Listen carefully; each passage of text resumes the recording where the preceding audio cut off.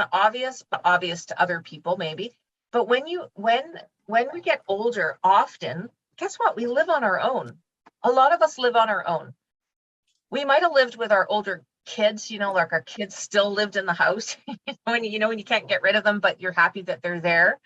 And then at one point they leave the nest, and then it's just you. And maybe you were a single mom or a single dad, or maybe you recently been divorced, maybe you've lost your spouse, but whatever the reason is, we often live on our own.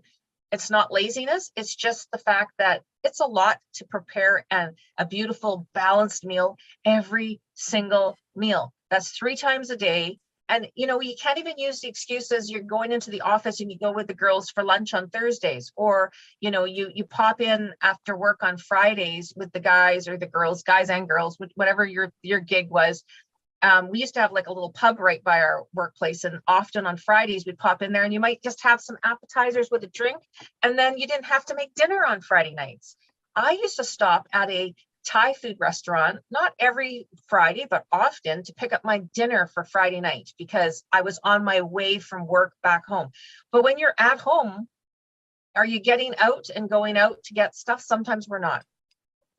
I will say yesterday, my husband he's sweet. We walked down to the mall. It's not very far from our house, for me to pick out my comfy pants. And by comfy pants, I mean, the pants you wear in the house, that's your comfy, especially in the winter, and mine are worn. And actually the top part, the elastic has gone. So they don't stay up anymore. So we went for a little walk down to the mall so I could pick out for my birthday for tomorrow.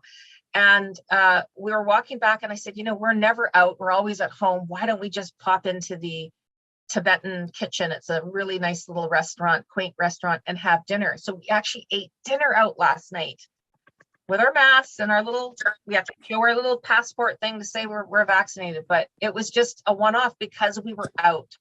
So that's my message about this one, especially with COVID. We're just sort of tired. We don't want to go to the grocery store, and we'll just make do. How many of us say that? I'll just make do with what I have in the pantry or the fridge.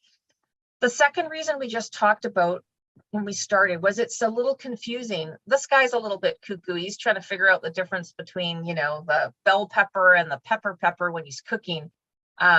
He looks like he's kind of a chef type. He's in there doing some stuff, which is awesome if you have an interest in making food.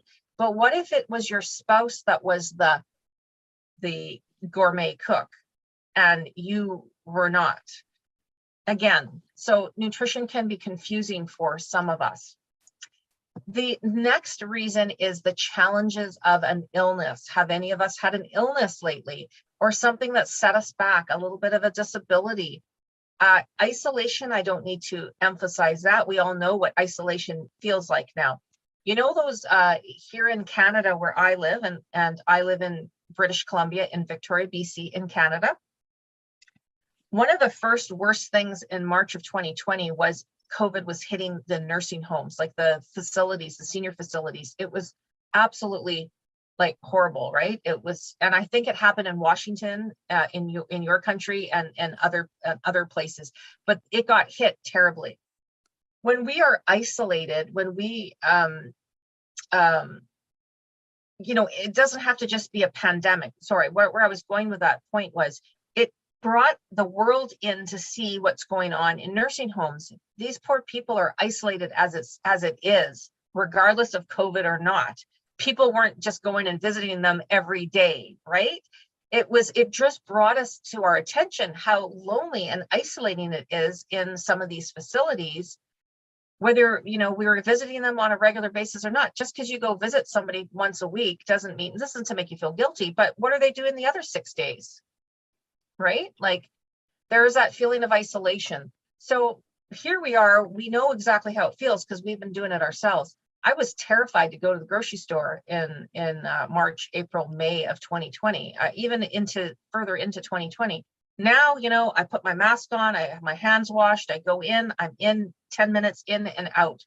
I'm not there for half an hour chatting with the grocer guy and meeting friends at the grocery store anymore. We just don't do that anymore. So if you have an illness or you've been isolated, how do you get yourself to food? Yes, you can go online and order stuff now, but even, do you get the freshness of what you could have gotten if you were in the store going, this is the broccoli I want to buy. No, I'm not buying broccoli today. It doesn't look good. So I'm going to buy green beans instead because those look fresh and delicious. When you order online, there's, honestly, I'll tell you who it is. It's the 19-year-old or the 17-year-old that works at the grocery store, going with the 5 bins, filling your order. And they're doing it like this. They're not standing there like you do, checking the mushrooms that these are the ones you want. I'm even weird with green beans. I'll even pick the one green bean at a time to make sure I get what I want. But anyway, you get my point. When we're isolated, we might not have the perfect access to the food that we deserve and desire. This next one, I love this picture. I love this lady. I just love her look. Again, nutrition. This is the point I want to make. Nutrition is just as important, if not more important, for our age group. Do you know that people just sort of think, yep, the babies, we got to make sure that they develop properly, our young school age, that they grow up with strong bones and grow nice and tall. And then we're worried about our teenage kids. We want to make sure that their brains are functioning properly with the proper nutrients so they can, graduate from college or university. And then we get through to our age group and we just kind of let it go sometimes. Because we think, yeah, I made it this far. I'm feeling pretty good. I'm not dead yet. As that's the term. I always say that. My dad would be horrified if he knew I brought him up all the time in my classes. But he used to say that, well, I'm not dead yet. And he's 88. And so he says, like, I'll eat whatever I feel like. And that's just his taunt to his daughter. I know he eats very well, but, he'll say that when I come to visit him. When we are older, we might have an illness. We might have just gotten over an illness. We might just be a little bit more, I don't want to use the word frail, but just a little bit susceptible to things, vulnerable to things. Therefore, guess what? Nutrition is super important in our cohort age group. So don't forget that. That's number 4. That's how nutrition changes. I'm going to go out on a limb and say, I think nutrition is more important for us than maybe when we were, an adult in our 30s and 40s. And then this last one is about undernourishment. Even in our very nice communities where we live, it could be your neighbor down the street. There are people that are undernourished, meaning they don't have the nutrients their body needs to survive and to thrive. Maybe they've got the nutrition to survive, but they definitely don't have the nutrition to thrive. And we want to get to the thriving part, right? Vibrant Living is my brand, what I talk about here and outside of Get Set Up. I'm a Vibrant Living coach, which is coaching people to live vibrantly, not just live. So if you are undernourished, guess what? You can't fight infections as well as you could have if you were nourished. You might experience brain fog and cognitive problems just because you don't have all the vitamins that you need. You might suffer muscle weakness. How hard is it to get up and off your chair every day, or the couch or the sofa where you sit in the living room? This gentleman here needs help to get up out of his chair. If you're having issues like that, this leads to